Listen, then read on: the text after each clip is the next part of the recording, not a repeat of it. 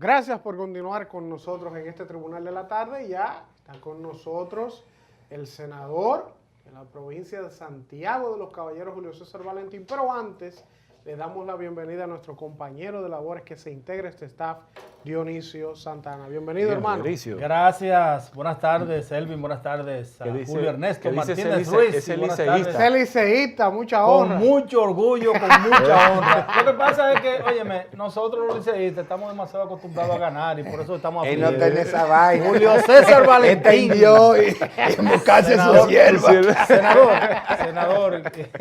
¿Y usted pudo venir hoy? ¿O usted vino ayer? Sí. ¿O usted vino ayer? Porque yo me llevo bien como unos muchachos. Un brindis del mejor café de los dominicanos era para recibir en nuestras nuevas instalaciones que al lo quieren senador freír allá, César Valentín. Gracias. Este nuevo formato del Tribunal de la Tarde. Gracias Y bueno, a Carla. calientico. Muchas gracias, Carla, por este café senador, Santo Domingo. Bienvenidos y salud. Gracias, Un Carlos. casa, Tribunal de la Tarde. Un Qué aromático, brindis y un abrazo desde aquí a su Sí. amigo Ramón Rogelio Genao, Mi hermano. que está de cumpleaños. En Ah, el día. felicidades. Felicidades. Sí, Felicidades. sí, muy bien. Felicidades para Genao. Compadre Genao. Sí, bueno, senador, de entrada, Dionisio hizo referencia, le hizo la pregunta si usted se trasladó a la capital hoy Sí. o desde Ya ayer, Aclaró porque que él es han pana habido de algunas... de los organizadores. Yo siempre soy un buen Han habido intermediario. dificultades hasta el momento. ¿Cómo ¿Cuáles está han el sido Cibao? los reportes que ha recibido? Porque desde los medios hemos estado viendo una paralización del comercio, de las actividades, todo el Cibao. Bueno, en una parte, ¿no? Y de parte de transporte público, del transporte de pasajeros, pero las actividades en la parte urbana normales. Veo que en San Francisco, en Salcedo y probablemente en algunos de los municipios de Santiago, que siempre hay algún tipo de fortaleza del movimiento popular y social de ahí, pues es muy probable que se hayan significado algunas quemas de neumáticos, algunas acciones violentas. Vi que en Cienfuegos hubo algún tipo De saqueos. de saqueo y una pena porque negocios que ya estaban cerrados. Es decir, no creo que los huelguistas hayan propiciado ese tipo de acontecimiento porque es un acto delincuencial.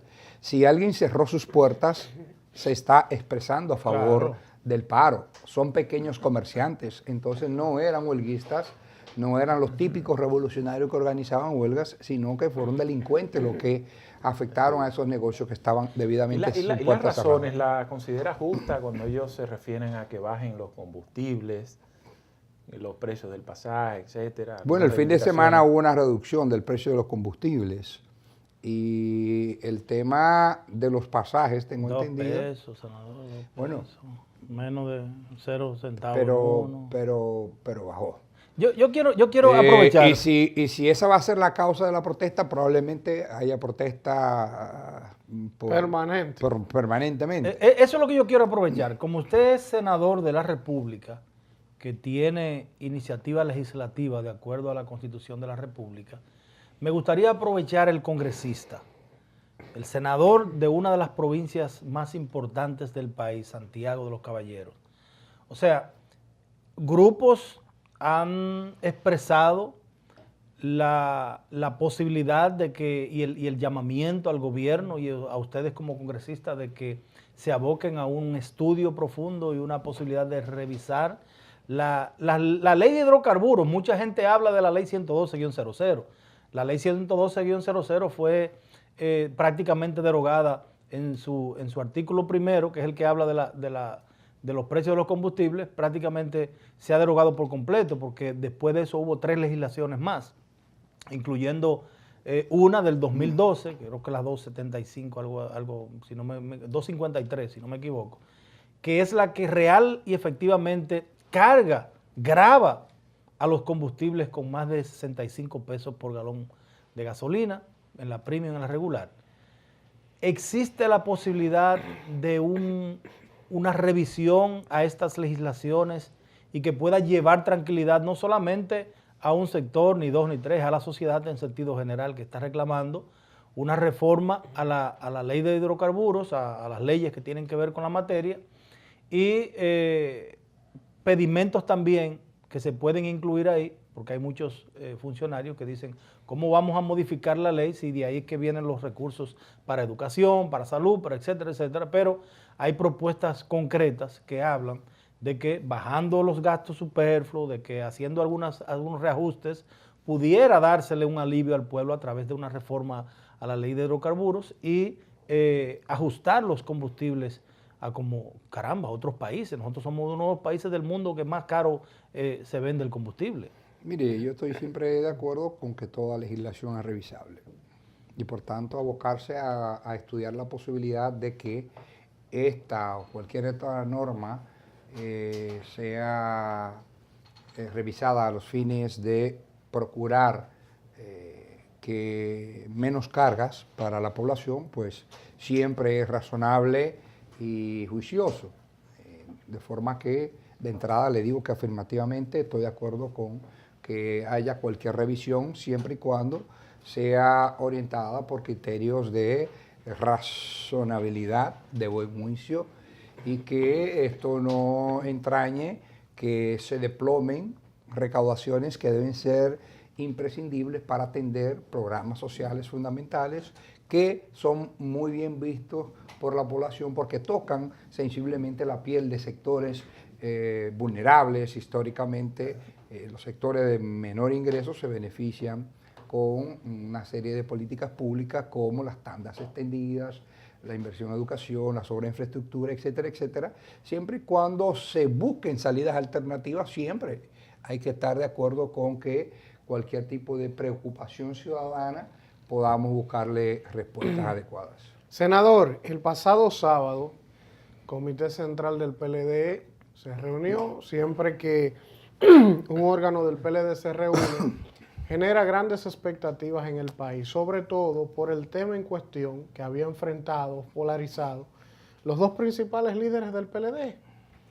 Se dijo allí que se llegó a un consenso, primarias abiertas y simultáneas, pero previo a esa reunión, miércoles y jueves, el presidente Leonel Fernández y Reinaldo Pared se habían destapado con recibir a los compañeros de base para escuchar su clamor con relación a lo que iba a ocurrir el sábado.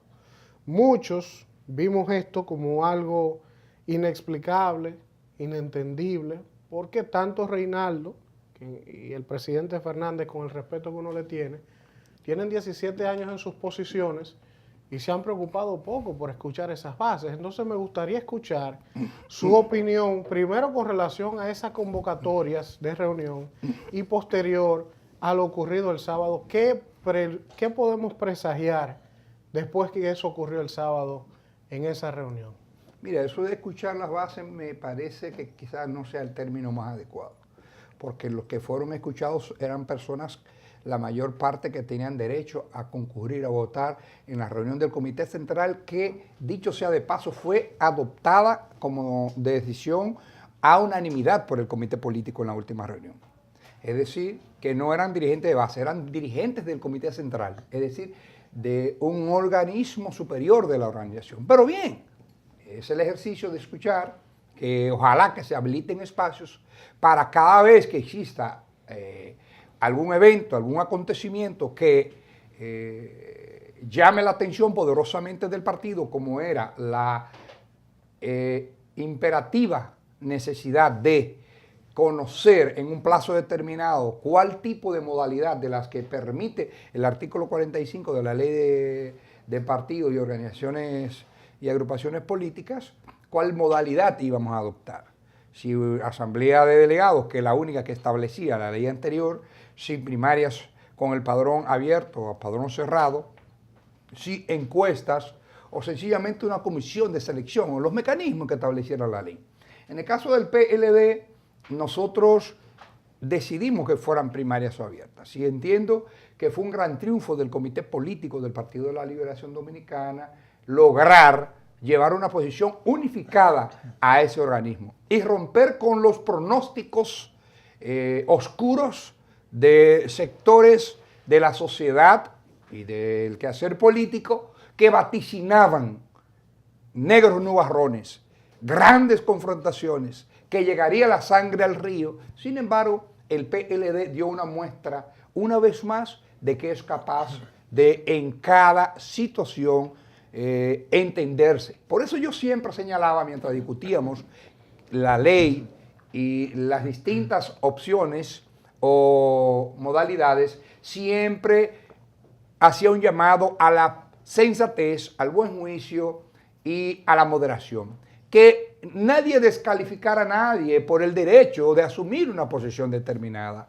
¿Por qué? Porque cuando nos descalificamos, nos insultamos, luego resulta materialmente difícil entendernos, como sucedió en el día de ayer. De forma tal que quienes asumieron posiciones radicales, insultantes, fuera de tono, no quedaron bien. Porque ese liderazgo inteligente del comité político y esas dos cabezas, el presidente Danilo Medina y el presidente Leonel Fernández, siempre en cada episodio sabrán procurar alguna salida alternativa para impedir que los conflictos sean los que primen y que al final el buen juicio, la razón, se imponga. ¿Qué Ahí significa?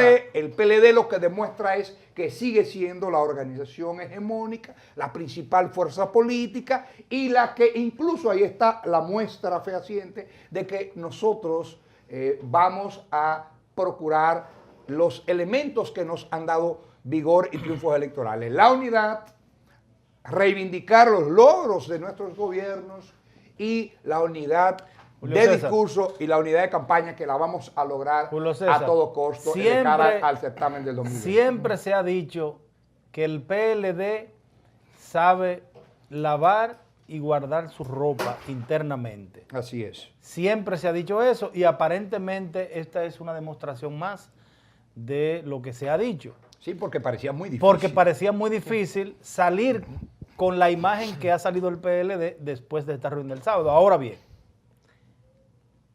no todo es color de rosa y no todo puede mantener cerrado hoy en día, que hay tantos celulares, que las redes sociales es una realidad y que no se puede vivir de espalda a esa realidad.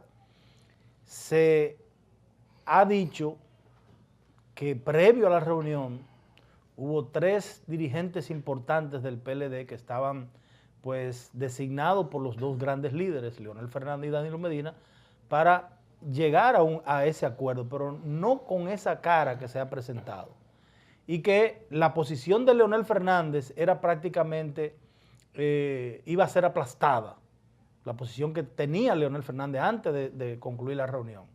Y que lo que aconteció fue que Leonel Fernández inteligentemente tuvo que adherirse a esa posición del danilismo para no salir bochornosamente aplastado de allí, pero que ciertamente Leonel Fernández perdió a lo interno del PLD, una vez más. No, lo que prevaleció fue la propuesta del compañero Jaime David Fernández Mirabal, que en la última reunión del comité político formuló la propuesta de que nadie resultase ni vencedor ni vencido, sino que la organización, la reputación colectiva de la organización quedara robustecida, llevando una posición unificada del comité político, sin limitar el derecho a que compañeros del comité central fijaran posiciones discrepantes.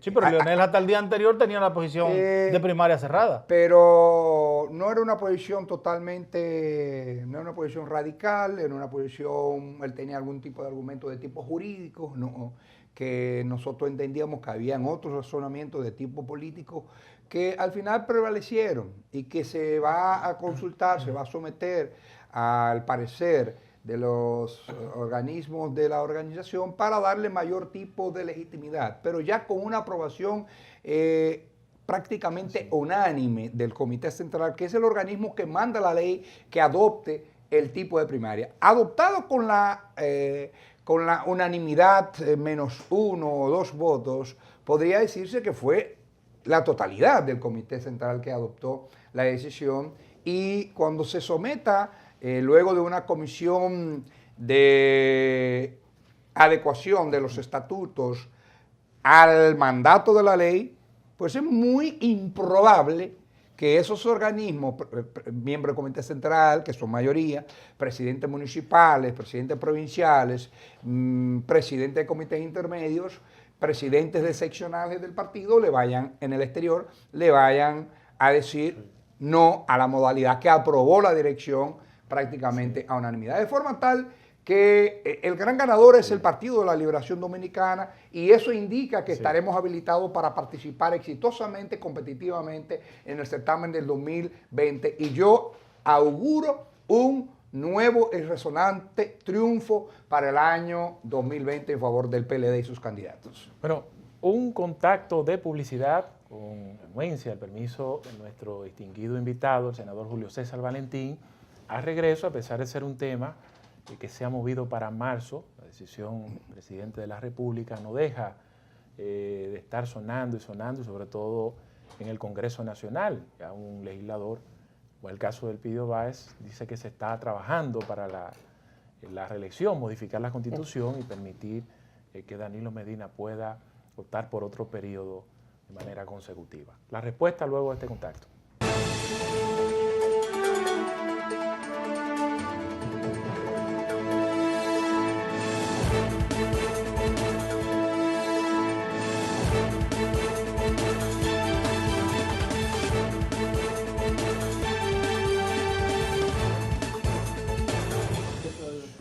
Bueno, seguimos conversando con el senador Julio César Valentín, es también miembro del Comité Político del PLD, y dejamos pendiente la pregunta relacionada con la reelección presidencial y pues los posibles aires de intención de reforma constitucional que se respiran por algunos sectores del Congreso de la República y quisiéramos saber qué usted ha escuchado en el caso del Senado. Absolutamente nada, no tengo noticias al respecto. Entiendo que Danilo lo que está es gobernando, que está gobernando bien, que debe ser su responsabilidad para rendir cuentas el próximo 27 de febrero sobre este año que transcurre y lo que sería la última parte, el último año de su gobierno, que iría del año 19 al 2020. Senador, que usted no tiene noticia al respecto. Absolutamente O sea, ninguna. que el diputado Elpidio Báez está en el Parlamento chino y usted está aquí en la República Dominicana. No, yo estoy en el Senado y no lo he escuchado. Porque él dice que se está trabajando y que en el Senado no hay problema. Y como yo sé que el vocero del Senado es Reginaldo Pared y de Mecurul yo, entonces yo tengo que respetar la opinión del compañero Elpidio, que es un veterano legislador y dirigente del partido, pero yo no yo hablo por mí. Va a ver si se ve bien para que Julio César Valentín, el senador, que es muy escuchado en el Partido de la Liberación Dominicana y respetado, le lleve un mensaje a estos legisladores que no se pongan a crear ruidos innecesarios. Miren esto fue en la cuenta de la periodista Nuria Piera. Ahí está el presidente de la Cámara de Diputados y el director del INVI, Mayobanés Escoto. Ellos van a cumplir con un compañero de la base que murió. Sí, la esposa de un compañero de la base que murió y se trasladan en un helicóptero. Yo parece? prefiero no decir nada con relación a eso porque eso no es una cosa tampoco... Si van a una distancia lejana del país también y tienen responsabilidades y le permiten eso, claro, yo no subiría a la foto. No hay que subirla, pero ustedes lo ven bien. No es que lo vea bien, Dionisio, pero tampoco... Yo sé que el senador no lo ve bien. Pero tampoco para generar un escándalo, porque ellos son funcionarios de primera línea. Precisamente, son funcionarios. Y si van a la frontera y tienen que volver, Pero eso no son funciones. Mira, yo haría lo de Danilo. Son actividades de Danilo va y no sube una foto en el helicóptero. Exacto, porque Danilo, yo no veo a lo cuestionable que ellos... Es más, el presidente muchas veces anda en su vehículo. Pero el presidente de la Cámara de Diputados tiene amplias responsabilidades. Tiene una gran amistad con Hoyo y con la compañera Ramonita, 2 miembros del Comité Central. Quizás tiene sesión o tiene reunión de la Comisión Coordinadora. Ir y venir, quizás porque tenía otras responsabilidades. No está, pero alguien pudo prestarle, alguien lo que sea. Lo que yo eso entiendo, irrita a la población. Lo que yo entiendo es que no todo hay que subirlo a redes. Senador, vamos a hablar un poco de política, de su provincia, de Santiago. Primero, que nos explique por qué la peculiaridad de Santiago. Santiago es como una provincia políticamente diferente a todas las demás.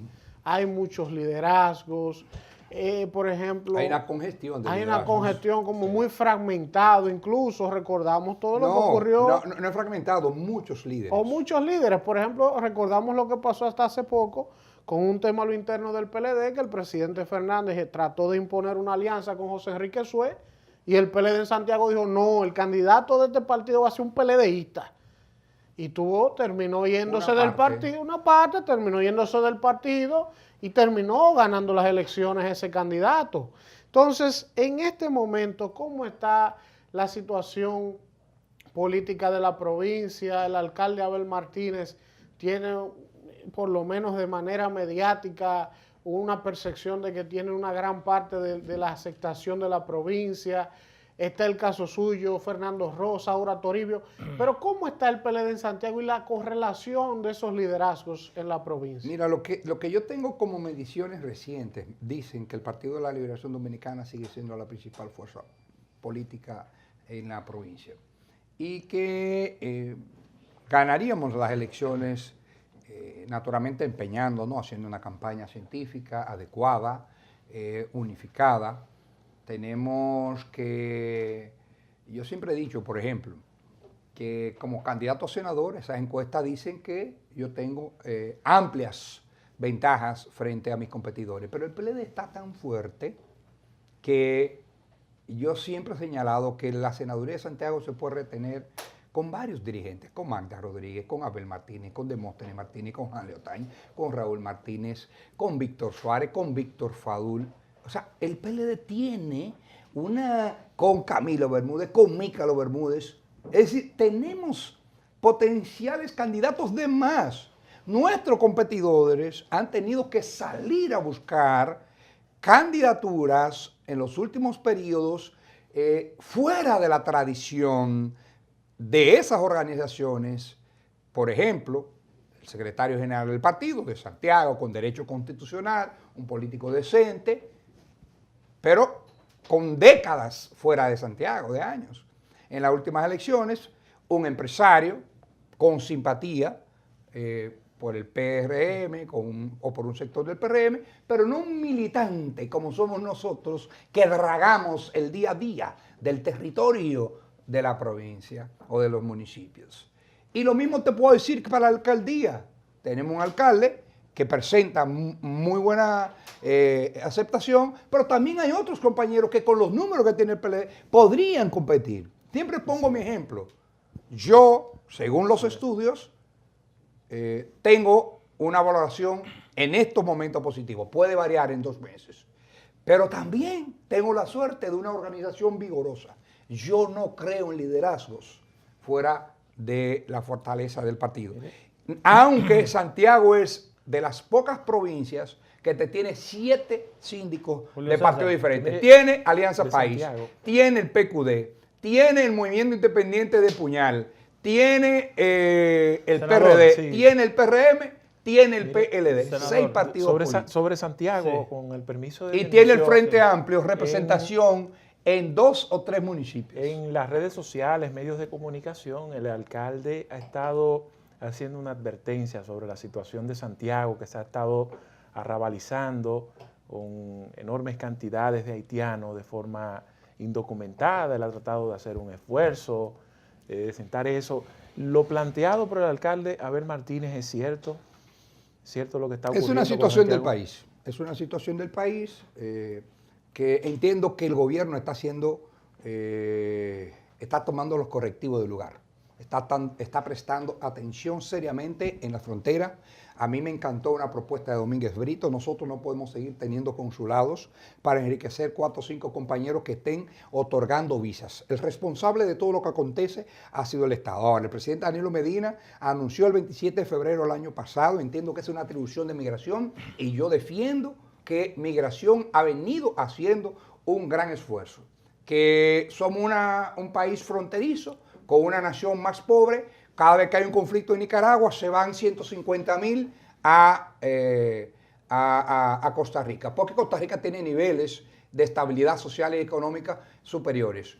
Vemos que en Panamá en 4 noches se meten 120,000 venezolanos en una situación de tensión que se ha dado en los últimos años en Venezuela. Eso es una situación natural. Lo propio pasa en Colombia, lo propio pasa en Ecuador. Y cuando estaba Venezuela mejor, la zona fronteriza de Colombia, ¿para dónde migró? 2 millones de colombianos en la guerra migraron hacia Venezuela cuando Venezuela tenía mayor estabilidad. Esa es la situación de los países fronterizos. En ese sentido, lo que yo entiendo es que el gobierno debe seguir robusteciendo su política en las fronteras. Y reitero que la propuesta de Domínguez Brito si llega a la presidencia, eliminaría varios de los consulados que hay en Haití para restringir o desincentivar, porque una gran parte pasa por la frontera tan porosa que tenemos, pero otra gran parte es por ese mercado de buscar personas para darle el visado y venir a la República Dominicana. Senador, aparentemente en el Partido de la Liberación Dominicana, el candidato presidencial lo será el expresidente de la República, Leonel Fernández. Si uno ve las encuestas y si uno ve las posibilidades de los aspirantes a esa posición que han salido a lo interno del PLD, sale Reinaldo Pared Pérez, no mide ni un 2%, sale Francisco Domínguez Brito, no mide ni un 1%, sale Amarante Baré, mide 0.1%, y así sucesivamente. El impedimento constitucional que tiene el presidente de la República, pues es otra ventaja que tiene el expresidente de la República, porque si nos fuéramos a una reforma constitucional, no hay dudas que Danilo Medina sería el candidato, porque yo creo que no estoy aquí para hacer chistes. Y estamos aquí para decir la realidad, lo que siente la población PLDista en ese sentido. Ahora, ¿usted entiende que ciertamente pudiera Leonel Fernández ser el candidato o pudiera surgir otro aspirante que pudiera competir con él? Evidentemente que el compañero Leonel Fernández es uno de los líderes más competitivos de la República Dominicana. Y el PLD tiene la fortuna de tenerle a él y tener a otros compañeros, porque creo que es muy temprano para tomar criterios definitivos. Habrá un proceso interno en la que, independientemente de la modalidad, que entiendo que serán primarias abiertas, todos los compañeros tienen derecho a competir, o serán los que están siendo mencionados o serán menos, pero ya en julio del próximo año se determinará quiénes serán candidatos o precandidatos que cuenten con el aval de la organización y que se sometan a ese escrutinio que sé que va a enriquecer al Partido de la Liberación Dominicana y que tanto a Leonel como a cualquier aspirante le es útil el ejercicio de un proceso competitivo entre compañeros de la organización para dar mayor nivel de activismo en la organización, de forma tal que a la par de un candidato robustecido y legitimado en un proceso de selección, tenga también una organización política visibilizada, dinámica, activa y una militancia incentivada y con las energías suficientes para continuar el proceso electoral hasta el triunfo definitivo en mayo del año 2020. Finalmente, esta victoria de Bolsonaro en Brasil, otros ejemplos dados, el caso de México, mismo Estados Unidos hace unos años con Trump, lleva a mucha gente a pensar que la República Dominicana está camino a eso, es decir, a una figura que pueda trascender a dirigir el Estado dominicano más allá de los partidos tradicionales. Yo entiendo que República Dominicana, ese pronóstico no es tan fácil de sostenerlo. Primero porque todavía hay dos fuerzas políticas predominantes. Las siglas pesan bastante en la tradición dominicana. Es como en otros países de la región. El PRD puede ser lo que tú quieras en Panamá, pero siempre tendrá un porcentaje alto. El Farabundo Martí gana la selección o queda en segundo por muy poco margen cercano. El Frente Amplio en Uruguay, el Partido Colorado, el Partido Blanco. Hay otras naciones donde determinadas crisis han abierto la posibilidad de que figuras mesiánicas, figuras con posiciones extremistas, se coloquen en la ola de las expectativas ciudadanas que exigen o tienen las ambiciones de cambios que mejoren sus condiciones de vida. En el caso de la República Dominicana todavía entiendo que hay PLD, hay PRM para largo, y de las opciones alternativas entiendo que tanto Alianza País, líderes políticos alternativos como Minú, Max Puig, creo que Ramfi Trujillo será un globo de ensayo que tallará con suma facilidad. Primero, porque no tiene la sustentación social, o sea, no es verdad que un pueblo va a apostar a alguien que está desconectado de la realidad dominicana y que entiendo que todavía está por verse si tiene si cumple con los requisitos constitucionales para ser candidato. Pero yo no entraría en esas consideraciones. Aquí ha habido aspirantes como Candelier, que en los Estados Unidos y en República Dominicana presentaban 8, 9, 10% y terminaron sacando números muy ínfimos.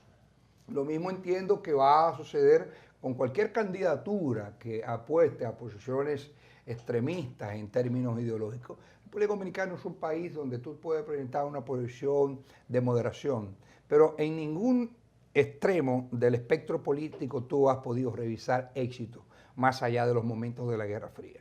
En un sistema de balotaje de segunda vuelta, los extremistas de una u otra posición del espectro político ideológico terminan en el abismo. Ese es mi modesto análisis o criterio, y sé que el próximo presidente será o del PR o del PLD o del Partido Revolucionario Moderno o coaliciones en torno a estas propuestas. Y ojalá que sigan creciendo fuerzas alternativas con identidad propia, como Alianza País, como el Partido de Opción Democrática que dirige Minú Tavares, que le reconocieron, Alianza por la Democracia, que no es emergente porque tiene bastantes años, pero es una opción crítica, diferente, ha sido aliado de nosotros, ha estado en contra de nosotros, pero si son fuerzas que se pueden nuclear y los egos hacen como en Bolivia, que le decía yo a un compañero que militamos junto a la izquierda y que él sigue en esa izquierda histórica, tradicional, y digo, mire,